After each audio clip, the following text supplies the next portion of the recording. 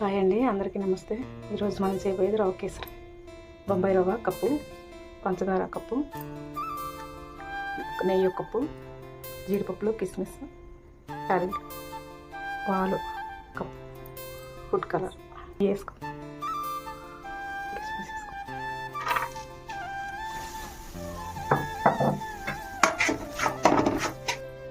పాల కప్పు,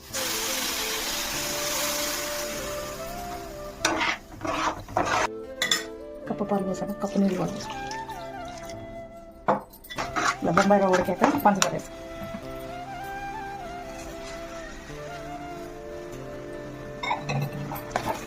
పంచదార వేసుకొని ఉండలు కట్టుకుని బాగా కలుపుకోవాలి.